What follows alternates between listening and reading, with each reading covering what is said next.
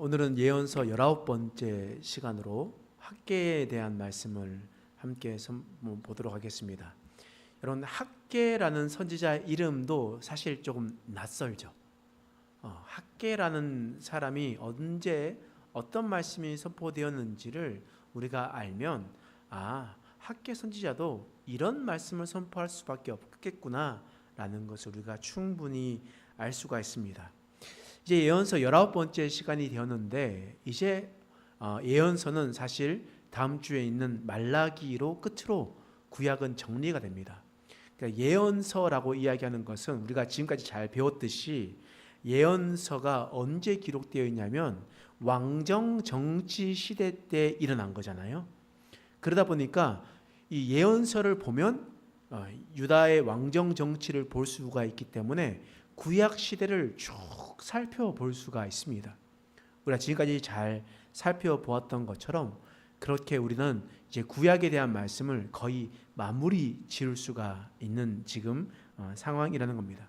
그래서 역사적으로 봤었을 때 이런 상황에서 이런 말씀이 선포되었구나, 이런 선지자가 있었을 때는 이런 왕들이 있었구나 라는 것을 우리가 충분히 볼 수가 있는 겁니다. 그래서 우리가 다시 한 번 더 우리가 크게 구약을 시대별로 분류를 해 보겠습니다. 자, 시대별로 분류를 하겠습니다. 여러분들이 지금 잘 기억하시고 아시잖아요. 그러니까 우리가 한번 잘 알도록 하겠습니다. 자, 한번 보세요.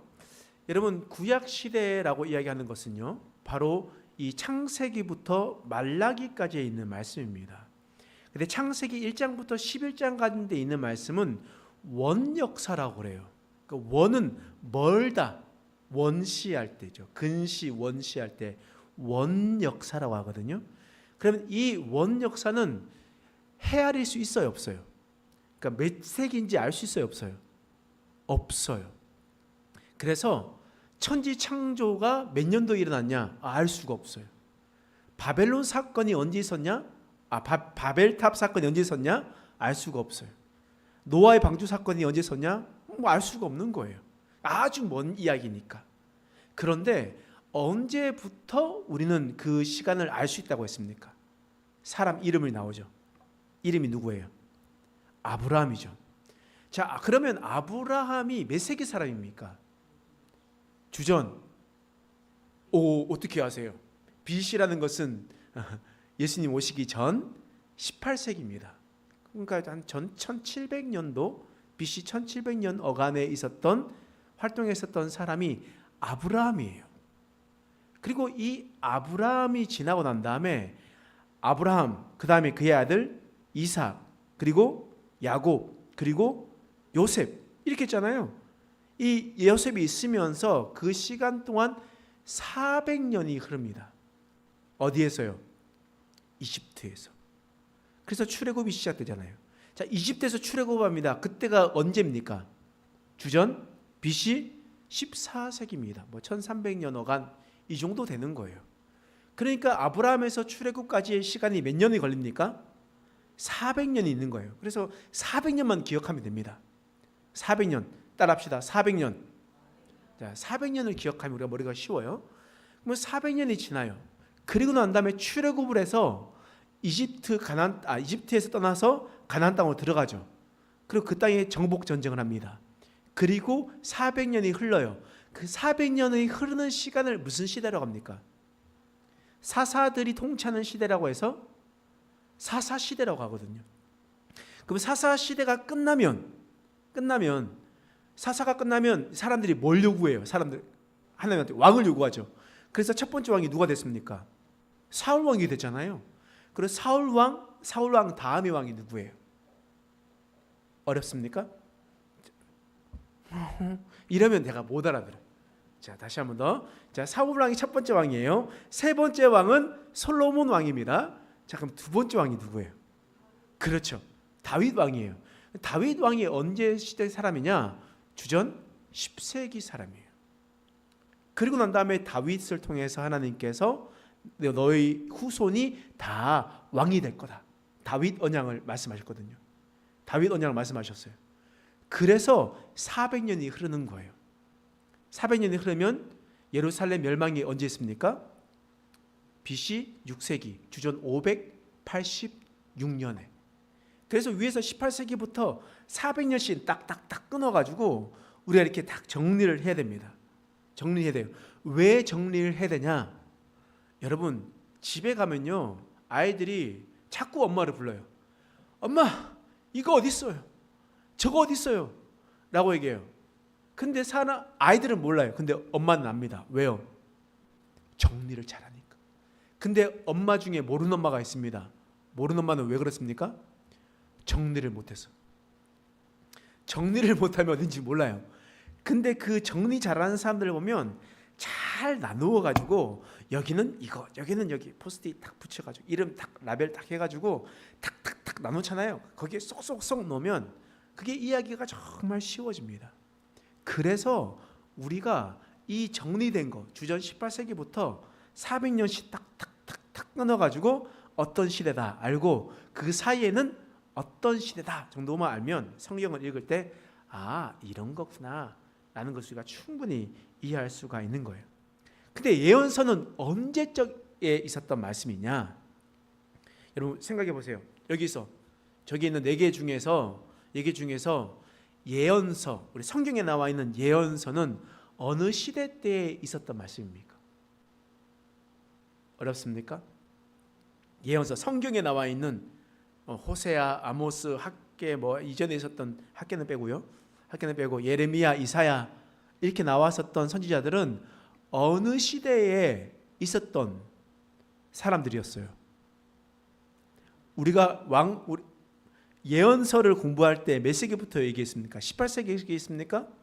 14세기 얘기했어요? 아니죠. 주전 8세기부터 얘기했어요.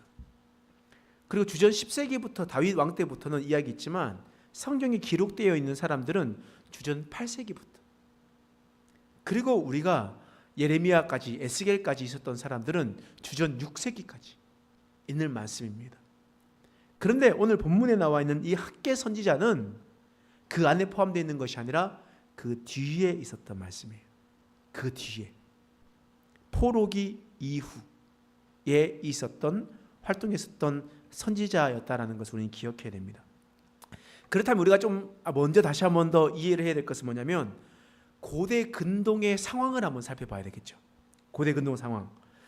여러분 주전 8세기 때에 호세아 때에 그 호세아 선지자가 있었을 때 가장 큰 나라가 있었어요. 그 나라 보면 깜짝 놀라요. 그러면서 놀라. 그 사람 이름, 그 나라 뭐예요?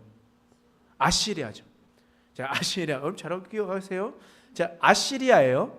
자, 아시리아가 있는데 이 아시리아와 전쟁을 해서 이긴 나라가 있어요. 그 나라가 어느 나라입니까? 바벨론이라는 나라가 있죠. 바벨론 나라가 있어요. 그러면 이 바벨론 나라가 있는데요. 이 바벨론 나라가 왕성해지고 난 다음에 또 바벨론이 와서 이긴 나라가 있어요. 바벨론을 쳐서 무찌른 나라가 있습니다. 자, 순서는 아시리아, 바벨로니아, 그 다음 페르시아. 들어보셨죠? 페르시아. 그래서 성경은 페르시아를 뭐라고 얘기하냐면 바사라고 합니다. 바사 제국. 그것을 페르시아입니다.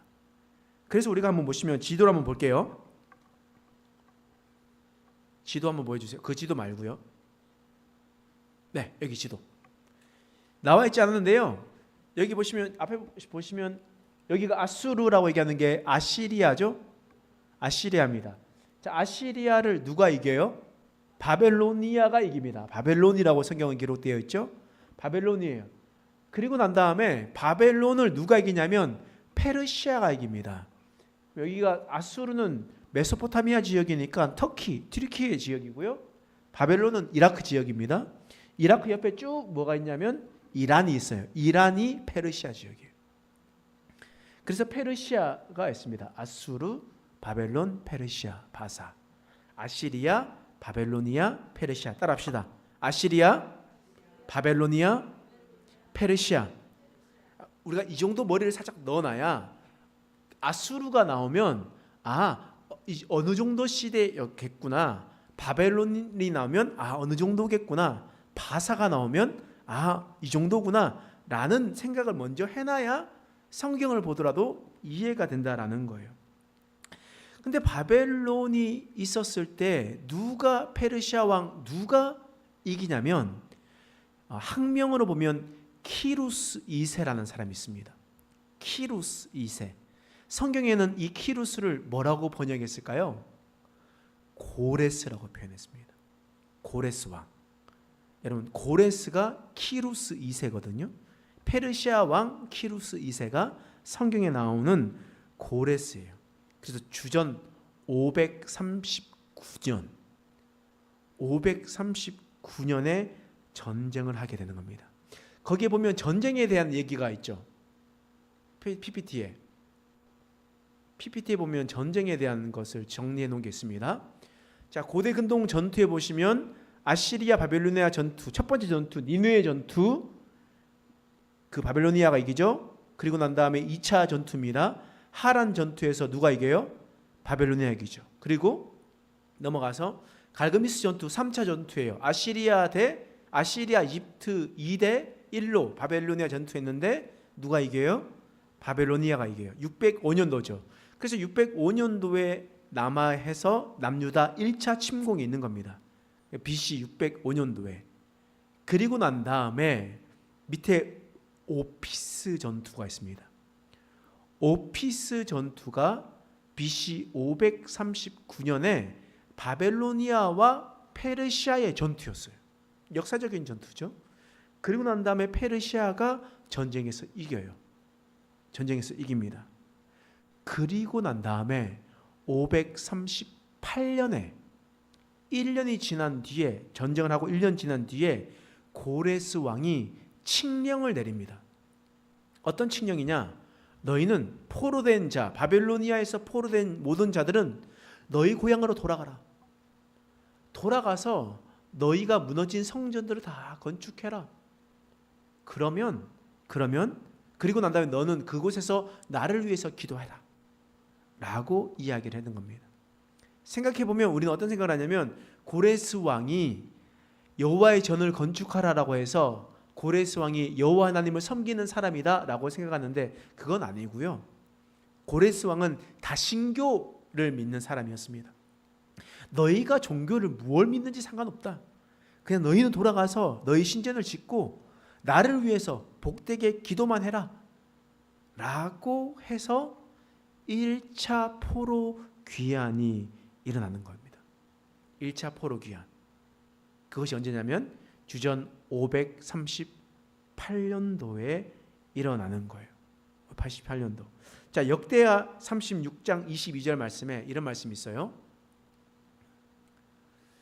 잠깐 읽어보겠습니다. 시작. 바사의 고레스 왕 원년에 여호와께서 예레미야 입으로 하신 말씀을 이루시려고 여호와께서 바사의 고레스 왕의 마음을 감동시키심에 그가 온 나라에 공포도 하고 조소도 내려 이르되. 자, 여기서 바사는 어느 나라고 얘기했습니까? 페르시아. 자, 고레스 왕 어떤 왕인지 이제 아시겠죠? 고레스 왕 원년에, 그러니까 539년에 전쟁을 하고 그 다음에 538년에 이 전쟁 끝나고 난 다음에 그 다음에 칙령을 내렸어요. 이 칙령이 어떤 일이냐면 예레미야의 입으로 하신 말씀을 이루려고 조서를 내렸다라고 얘기했습니다. 여기서 나오는 예레미야는 우리가 잘 알고 있는, 우리가 공부했었던 예레미야 선지자예요. 예레미야 선지자가 이때 있는 겁니다. 자, 그러면 예레미야 선지자 입에서 어떤 말씀이 있었는가를 우리는 기억해야 되겠죠. 우리 지난번 살펴봤는데 한번 다시 보겠습니다. 예레미야 25장 12절. 자, 읽겠습니다. 시작. 여호와의 말씀이니라. 70년이 끝나면 내가 바벨론의 왕과 그의 나라와 갈대아인의 땅을 그 죄악으로 말미암아 벌하여 영원히 폐허가 되게 하되. 예레미야 선지자를 통해서 말씀이 선포된 거예요. 70년이 지나면 이 예루살렘은 멸망될 거다. 멸망되고 난 다음에 70년이 지나면 내가 여호와 하나님이 바벨론을 심판할 거다. 갈대아라고 얘기하는 것은 바벨론이 아라는 거라는 거잖아요. 거기가 폐허가 되게 할 것이다 라고 이야기를 했어요. 그래서 여러분 기록된 거 1차 침공 되어 있는 거 있죠? PPT.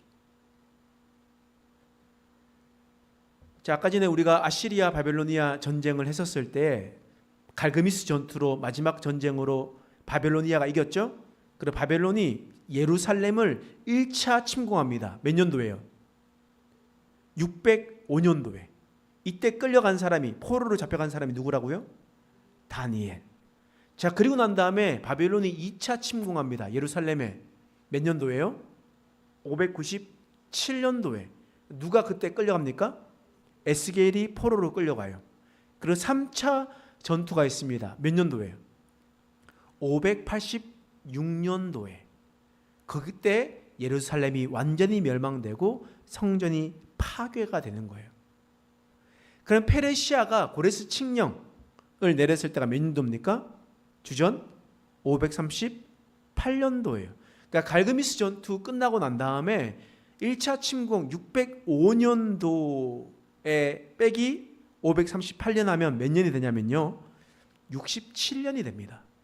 그러니까 예루살렘 예레미야를 통해서 말씀하셨던 그 70년이 약 3년이 되기도 전에 바벨로니아가 멸망당해요. 예레미야의 예언이 완성이 되었습니다. 그리고 난 다음에 포로로 다시 돌아오는 거예요. 돌아오는 겁니다. 그 돌아오는 것이 에스라 1장 1절에 이렇게 기록되어 있어요. 에스라 읽겠습니다. 시작. 바사왕 고레스 원년에 여호와께서 예레미야의 입을 통하여 하신 말씀을 이루게 하시려고 바사왕 고레스의 마음을 감동시키매 그가 온 나라에 공포도 하고 조소도 내려 이르되. 자, 바사왕 무슨 왕이라고요? 어느 나라? 페르시아 왕 고레스 키루스 2세가 원년에 예루살렘의 입을 통하여 하신 말씀을 이루게 됐다. 조서를 내렸다. 칙령을 내렸다라는 겁니다. 그래서 어떤 일이 펼쳐지냐? 에스라 2장 1절에서 2절 말씀 읽겠습니다. 시작. 옛적에 바벨론 왕 느부갓네살에게 사로잡혀 바벨론으로 갔던 자들의 자손들 중에서 노임을 받고 예루살렘과 유다 도로 돌아와 각기 각자의 성읍으로 돌아간 자. 그의 이름 스룹바벨. 그리고 밑에 이름이 쭉 기록되어 있습니다. 포로 귀환을 했다는 얘기예요. 1차 포로 귀환을 했다는 겁니다. 3차까지 있는데 2차 때는 에스라가 돌아오고 3차 때는 느헤미야가 돌아옵니다. 그래서 에스라 느헤미야가 포로 귀환의 이야기예요. 그래서 여기서 스룹바벨이 나오는데, 그러면 여기서 문제, 1차 포로 귀환 때에 지도자는 누구였을까요?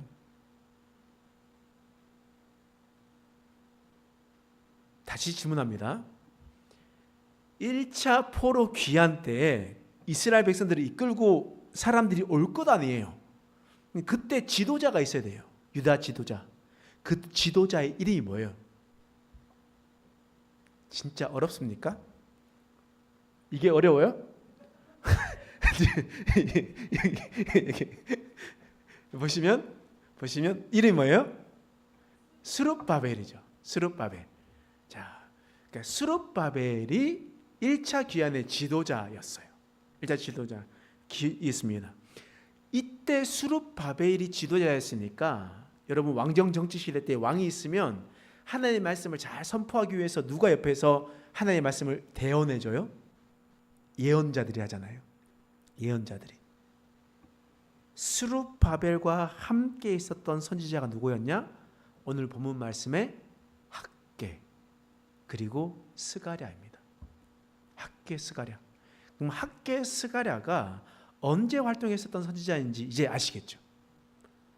완전 예루살렘 멸망당하고 바벨로니아 포로기로 있다가 페르시아가 와서 다 바벨로니아를 이기고 난 다음에 고레스 칙령으로 돌아오고 난 다음에 활동했던 선지자가 바로 학개, 스가랴라는 거예요. 그러면 이 학개 스가랴가 이때 어떤 말씀을 선포해야 될까? 하나님께서 이때 무엇을 원하실까? 우리는 그것을 잘 기억해야 돼요. 여러분, 이스라엘은요, 야곱이 야복 강가에서 하나님과 싸움에서, 씨름에서 얻은 이름이에요. 하나님을 이겼다 라고 해서 이제 너는 야곱이라 부르지 말고 이스라엘이라 부르라. 그리고 난 다음에 야곱의 12아들을 통해서 12지파가 이루어지게 됐고, 12지파의 이름을, 야곱의 이름을 따서 이스라엘이라고 불렀습니다. 이렇게 불렀어요. 그렇기 때문에 이 이스라엘 민족은요, 하나님 없이는 정말 아무것도 안 되는 존재였습니다. 지극히 작고 작은 그런 존재였다라는 거예요. 이스라엘 민족의 정체성은 여호와 하나님에 대한 신앙이에요. 신앙. 그 신앙이 없으면 아무것도 안 되는 겁니다. 그러면 그 신앙을 지키기 위해서 구심점이 돼야 될 게 무엇입니까? 어떤 것이 구심점이 될까? 여러분 잘 생각해 보세요. 우리가 김포에서, 여기 김포 행복한 교회에서 열심히 신앙생활을 합니다. 이 행복한 교회에서 예배 드리는 것이 너무 좋은 거예요. 내 삶이 좀 각박하고 힘들고 어려운 일들이 있어도 하나님 앞에 나와서 예배하고 기도하면 마음이 정말 기쁨이 일어나고 한 주간 삶의 모든 어려움들이 눈 녹듯이 싹 내려갑니다. 그래서 이 예배당을 너무나 사랑해요. 근데 갑자기 6.25 전쟁이 일어난 겁니다. 갑자기 북한군들이 몰려와요. 우리는 어떻게 돼요? 나는 끝까지 저는 교회를 지키겠습니다 하신 사람 손. 네. 갑자기 일어나니까 빨리 도망가야 되겠죠. 그래서 밑으로 막 도망갔어요. 내려가다 보니까 부산까지 가게 됐네요. 근데 부산이 우리나라가 아니라 그냥 이교도들이 사는 어떤 도시라고 생각해 보세요. 부산인데 이교도들이 사는 도시 있는데 거기서 꾸역꾸역 내 믿음을 잃어버릴 수도 있는데 많이 있는 사람들이 신앙을 잃어버렸어요. 함께 내려가셨던 목회자들이 함께 있으면서 독려하면서 야, 신앙을 지켜야 돼. 믿음을 지켜야 돼. 그러면서 70년이 지났습니다. 그리고 난 다음에 그때까지 살아있던 사람들이 있었어요. 그 사람들이 70년 뒤에 돌아옵니다. 김포에 왔어요. 행복한 교회 예배당을 딱 보는데 없어졌어요. 폭격에 많아가지고 싹 무너져 버렸어요. 그리고 난 다음에 이 완전 무너진 이 땅, 김포 땅을, 장기동을 다시 세우고 있습니다. 그러면 이때 신앙인들이 가장 해야 할 일이 무엇입니까? 네? 성전을 건축하는 거예요? 여러분 왜 이렇게 믿음이 좋으세요? 여러분도 믿음이 너무 좋으신 거 아니에요? 성전을 건축하는 것이라고 여러분들은 믿음으로 선포하는데 이때 돌아온 사람들은 어떤 일들을 했냐? 학개 1장 1절에서 2절 말씀 한번 볼게요. 1절 먼저 보겠습니다. 읽겠습니다. 시작. 다리오 왕 제2년 여섯째 달 곧 그 달 초하루에 여호와의 말씀이 선지자 학개로 말미암아 스알디엘의 아들 유다 총독 수룹바벨과 여호사닥의 아들 대제사장 여호수아에게 임하여 이나니라 이르시되. 자, 왕의 이름이요 다리오 왕이에요. 다리오 왕. 고레스 왕이 아니죠. 그러니까 고레스 왕이 아닌 다리오 왕 때에 넘어갔다는 말이에요. 그럼 시간이 지났다는 거예요? 안 지났다는 거예요? 시간이 훌쩍 지났어요. 이때 선지자 학개에게 하나님께서 말씀하시는 거예요. 누구에게? 수룹바벨. 지도자 수룹바벨에게 이야기를 하는 겁니다. 자, 2절 말씀 읽겠습니다. 시작. 만군의 여호와가 이같이 말하여 이르노라. 이 백성이 말하기를 여호와의 전을 건축할 시기가 이르지 아니하였다 하느니라. 고레스 왕 때가 아니라 다리오 왕 때고 시간이 훌쩍 지났음에도 불구하고 여러분들은 믿음이 있어가지고 성전을 건축해야죠 라고 이야기했는데 이때 이 시대에 있는 사람들은 뭐라고 얘기했냐면 아직 성전을 건축할 때가 이르지 아니하였다. 아직 성전 건축할 때가 아니에요 라고 이야기하는 거예요. 돌아와서 아무것도 없었는데, 그러니까 이들이 한 선택은 뭐냐면 자신이 먼저 먹고 살 것을 챙기는 겁니다. 그리고 자신을 집을 먼저 지었습니다. 그러고 난 다음에 시간이 훌쩍 지나도 여호와의 성전은 아직 지을 때가 아닙니다 라고 이야기하는 거예요. 그 이스라엘 민족의 생각은 뭐냐면, 하나님 지금 내 갈 길이 바빠요. 지금 내가 살아갈 길이 바빠요. 시간이 훌쩍 지나도 아직 모자랍니다. 아직 멀었습니다. 조금만 있다 갈게요. 좀 더 있다 갈게요. 그러면서 차일피일 미루는 겁니다. 성전을 나중에 지을게요 라고 얘기합니다. 그러면 하나님의 마음은 어떤 마음이겠습니까? 이스라엘 백성들은 신앙 중심의 공동체예요. 신앙 공동 중심이라면 모일 수 있는 곳이 필요하다는 겁니다. 모일 수 있는 곳이 있어야 하나님께 제사도 하고 하나님께 예배를 드리는 거 아니겠습니까? 근데 없었던 거예요. 없으니까 하나님께서 뭐라고 사람들에게 얘기하냐? 학개 1장 3절 4절 말씀 읽겠습니다. 시작. 여호와의 말씀이 선지자 학개에게 임하여 이르시되 이 성전이 황폐하였거늘 너희가 이때에 판벽한 집에 거주하는 것이 옳으냐? 하나님께서 학개에게 말씀하시는 거예요. 성전이 황폐되었다. 성전이 무너져 가지고 지금 세워지지도 않고 있다. 그런데 너는 지금 집을 세우고, 판벽한 집이라는 것은요, 판벽한 집이라는 것은 이 문도 달고 지붕도 달고 이게 다 완성되었다는 집이라는 겁니다. 지금 성전이 황폐되어 있는 이때에 너는 집을 잘 짓고 너는 그래도 누울 곳이 있고 잘 살아가고 있는데 지금 성전이 황폐되었다. 그런데 이게 옳은 거냐?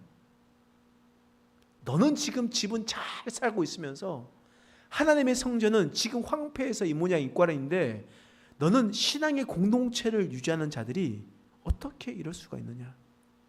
라고 이야기를 하는 거예요. 그러면 학개 선지자가 선포해야 될 주제가 뭐예요? 주제가. 그러면 이 학개 1장 8절 말씀이죠. 학개 1장 8절 말씀. 자, 읽겠습니다. 시작. 너희는 산에 올라가서 나무를 가져다가 성전을 건축하라. 그리하면 내가 그것으로 말미암아 기뻐하고 또 영광을 얻으리라. 여호와가 말하였느니라.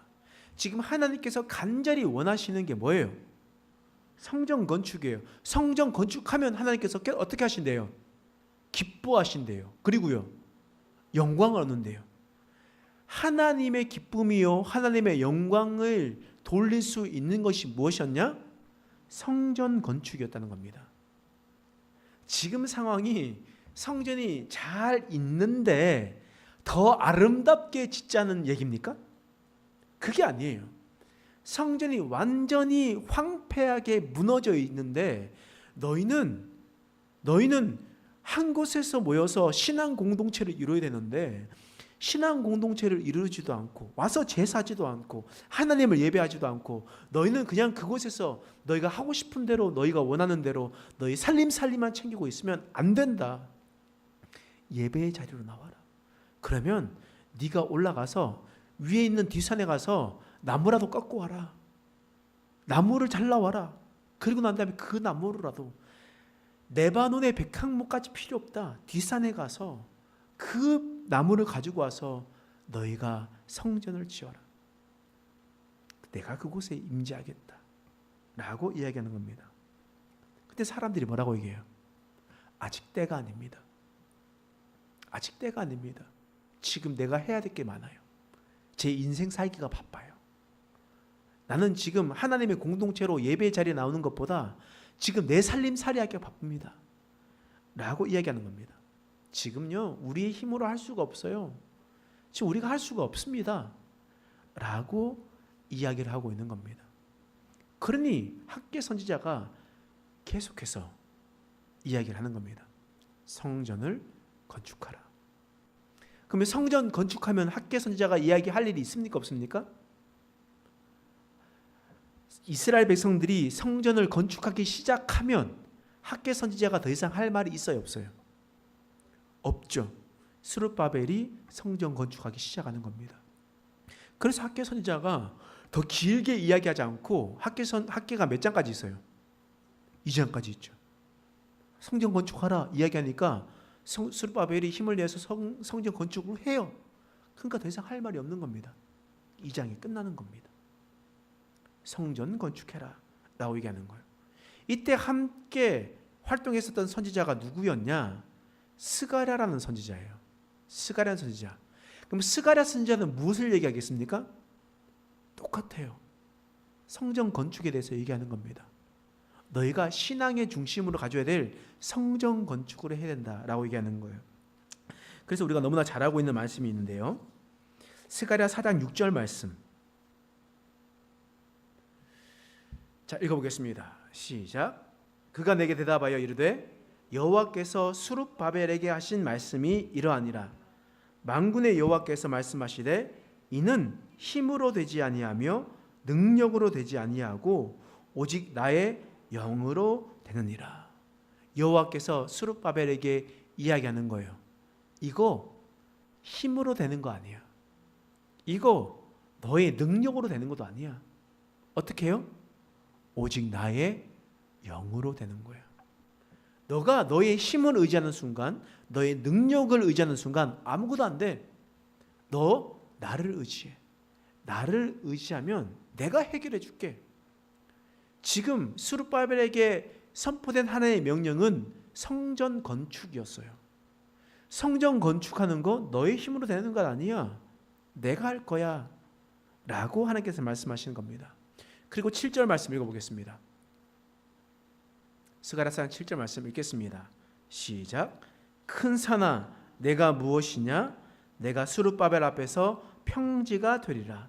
그가 머릿돌을 내어놓을 때에 무리가 외치기를 은총이 그에게 있을지어다 하리라 하셨고. 자, 큰 산아. 큰 산이 뭡니까 지금? 스룹바벨에게 닥쳐진 큰 산이 뭐예요? 성전 건축이잖아요. 성전 건축. 야, 그게 뭐냐? 그 성전 건축 스룹바벨 앞에서 평지가 될 것이다.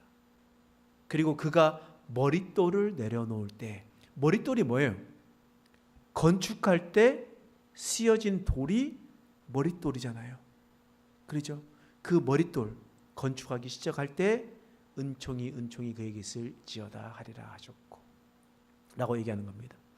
그러니까 이 말씀은 그냥 너의 가운데 있는 큰 어려움이 내 앞에서 평지가 되리라 이렇게도 우리가 볼 수 있겠지만, 정확하게 보면 하나님께서 명령하신 성전 건축, 하나님께서 명령하신 그 말씀 안 된다라고 얘기하지 말고 네 힘과 너의 능력 의지하지 말고 오직 하나님을 의지해봐. 그러면 그 모든 하나님께서 하셨던 말씀, 그거 너희 앞에서는 평지가 될 거야 라고 이야기하는 거예요. 여러분, 이 말씀 보면서 우리는 이렇게 착각하면 안 돼요. 내가 결정을 해서 내가 그 일을 열심히 하면서 큰 산아 내 앞에서 평지가 되리라. 이거는요 나의 의지입니다. 나의 의지. 하나님 저 100억 모을 거예요 라고 얘기하면서 100억을 모으려고 열심히 하면서 큰 산아 내 앞에서 평지가 되리라 라고 얘기하면 지금 100억은 누가 얘기한 겁니까? 자신이 얘기한 거잖아요. 큰 산이 평지가 될 수 있는 것은 뭐냐면 나의 입으로 나오는 것이 아니라 주체가 누가 되어야 돼요? 하나님이 되어야 되는 겁니다. 하나님이 되었을 때 이루어지는 겁니다. 제가 여러 번 이야기하지만 저는 개척하기 싫었어요. 개척의 자리에 있고 싶지 않았습니다. 그냥 큰 교회 가고 싶었어요. 큰 교회 가서 그냥 사역하는 게 좋을 거라 생각했습니다. 하나님께서 저에게 개척을 명령하셨을 때 안 된다고 했어요. 제가 할 수 없어요 라고 얘기했어요. 저는 그거 못합니다. 지금 개척해도 아무것도 안 됩니다. 라고 얘기했습니다. 그런데 하나님께서 나는 전능한 하나님이다. 내 앞에서 완전하라. 창세기 17장 1절 말씀을 저에게 주시면서 전능하신 하나님을 의지하라 라는 말씀을 주셨습니다. 그리고 난 다음에 걸어갔어요. 그러니까요, 제가 하려고 하면요 얼마나 좌절되는지 몰라요. 여러분들도 저 처음에 보셨지만 처음에 와서 제가 얼마나 열정이 넘쳤는지요. 뭔가 다 하고 싶어서, 뭔가를 하고 싶어서 막 있었어요. 근데 6개월 동안 아무도 안 와요. 새 가족이 한 명도 안 와요. 얼마나 낙심한지 몰라요. 근데 그럴 때 저의 것을 내려놓고 하나님을 바라보기 시작하고 기도의 자리에 나오고 기도하기 시작하니까요, 갑자기 사람들이 오기 시작했습니다. 그래서 갑자기 오기 시작했던 거예요. 그래서 갑자기 눈을 떠보니까 아침 기도에 어떤 이제 장로님이 한 분이 앉아 계시고, 또 갑자기 왔는데 어떤 부부가 한 분 와 계시고, 이러면서 점점 더 이제 교회가 세워지고 우리가 나가는 것이 되었습니다. 하나님을 의지할 때 큰 산이 평지가 되는 것들을 경험하게 되었습니다. 이것은 내가 하려고 한 것이 아니라 하나님께서 하려는 그 메시지에 순종할 때 그런 일이 일어난다는 것을 여러분 기억해야 됩니다. 오늘 학계 선지자가 얘기하는 것은 분명했어요. 성전을 건축하라. 더 아름답고 화려하게 건축하라는 것이 아니라 신앙을 지킬 수 있는 그 공동체를 세워가라라고 하나님께서 말씀하셨습니다. 그것을 통해서 학계 스가랴를 통해서 하나님의 메시지가 선포되었습니다. 그것은 자신의 힘과 능력을 의지하지 않고 하나님을 의지할 때 큰 산이 평지가 될 것을 하나님께서 말씀하셨습니다.